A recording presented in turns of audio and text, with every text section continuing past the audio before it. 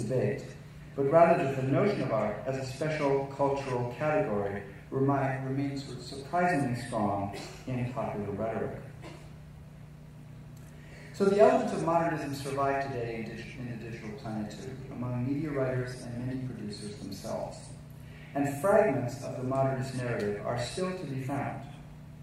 But this is by no means, of course, the whole story. Popular culture is not composed entirely of the fragments of modernism.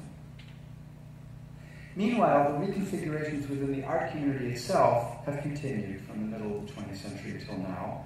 In other words, at the same time as, though not necessarily in response to, the rise of popular culture and popular modernism. Let me come back one more time to a comment by Belting. The more art history as a coherent discourse disintegrated, the more it was absorbed into the whole culture and social environment of which it is a part. Artists freed themselves from both a model and an incompatible history, and they abandoned such old genres of media whose rules constantly demanded progress to keep the game going. I think Isaiah 2011 reflects that assessment, the absorbing of art into the social and cultural environment, as well as the freeing of art from old genres and media forms. The theme of Isaiah 2011 exhibitions is uncontainable, a theme that acknowledges the breaking of boundaries, but also perhaps the absence of any binding definition of art. As Professor Lanfranco Arteto puts it in the program, concepts of identity, cultural identifiers, nation-state, and belonging, cultural identifiers, there's something wrong with this quote, nation-state and belonging as well, place and time, are challenged in both the real and virtual contexts.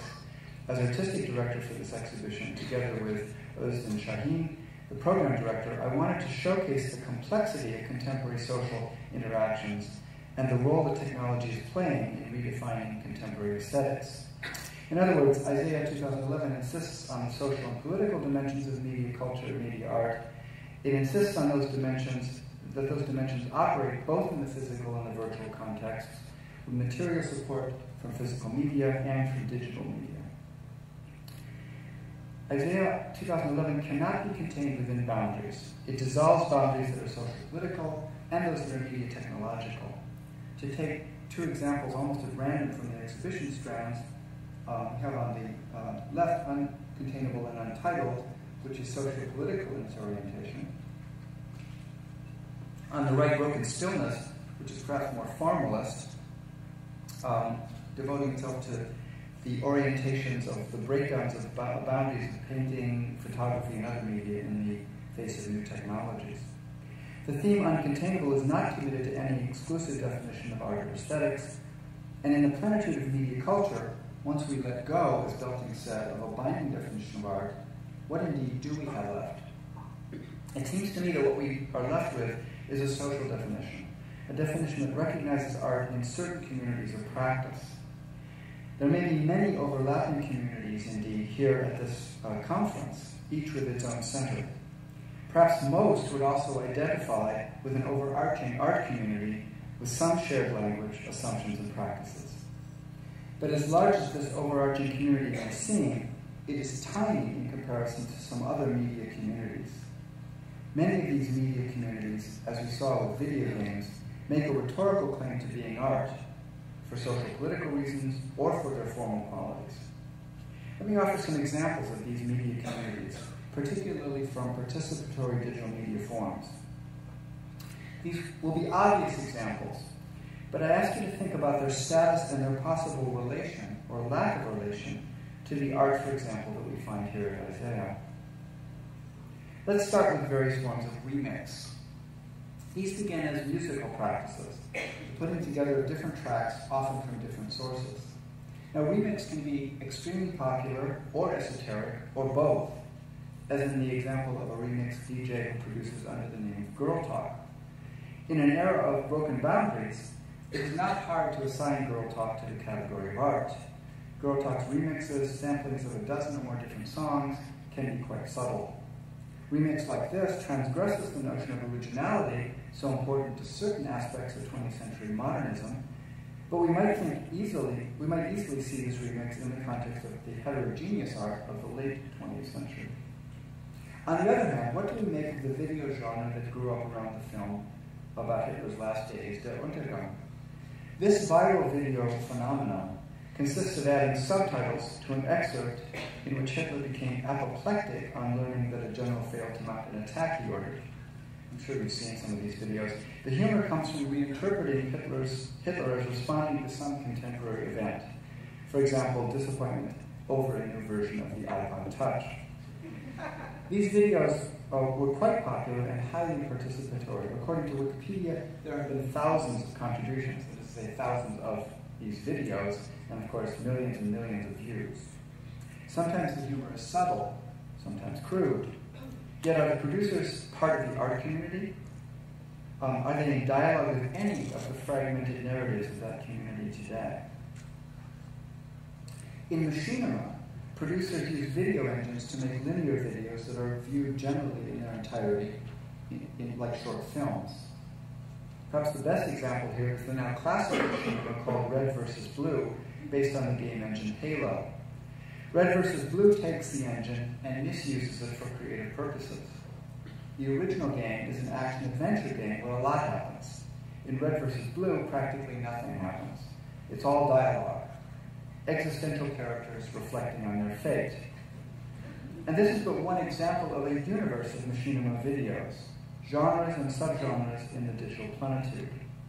A tremendously popular phenomenon with 3.2 billion views on the website machinima.com alone, and lots of contributors. Formally, we might argue for a relationship between these videos and classic animation, or experimental film and video, or performance art. Many of them are made, for example, by recording live performances of playing the engine. And some machinima producers are part of art communities and produce videos that are in dialogue with such communities. For example, Friedrich Kirchner's The Journey.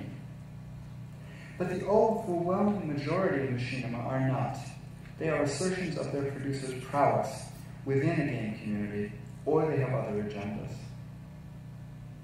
Alternate reality games, or ARGs, are another form of digitally mediated participatory game that exemplifies collective intelligence and defines a community of millions of players. An early example was I Love Bees, a playful participatory experience in which players worked in large online teams, visiting websites, but also looking for clues to a mystery in the physical world. I Love Bees was ultimately also a viral marketing campaign for the Halo 2 video game. The genre has diversified, and creative new arenas for popular performance have arisen, such as World Without Oil. In this game, which ran for a month in the spring of 2007, players were invited to imagine a world in which oil prices rise tremendously, and then to act on what they foresaw would happen. Thousands of players posted blog entries or made videos portraying the consequences of each new price rise on their own neighborhood or town. Some even went on to practice energy conservation, such as riding their bicycles to work. Game designers and enthusiasts such as Jane McGonigal claim that these kinds of games, these social or serious ARGs, can promote a new kind of political and social awareness. Flash mobs are yet another example of collective performance. Flash mobs turn public spaces into performances for short, quasi-spontaneous demonstrations, such as this one called Grand Central Station Freezing in Place. Probably many of you, maybe most of you, have seen this.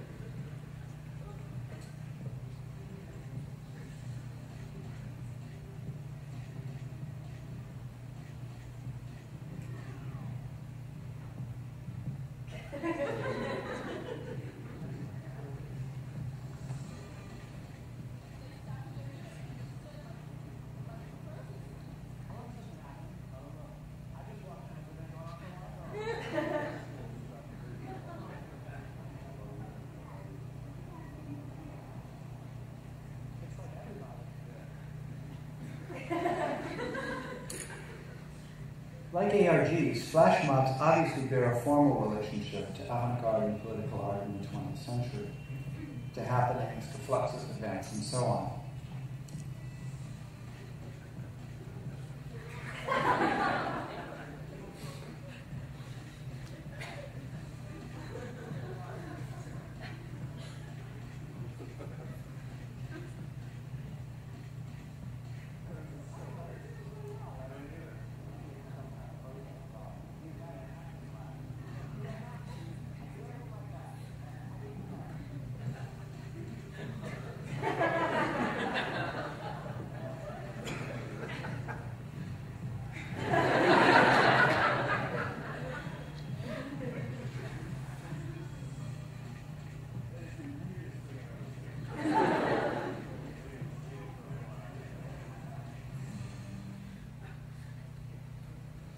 The political avant-garde dating back to the Futurists was characterized by a belief that art can and must be transformed into a life praxis.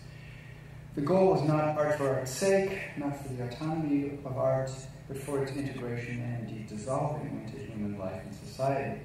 As Peter Bürger famously described this, the historical avant-garde, what distinguishes the avant-garde is the attempt to organize a new life praxis from a basis in art.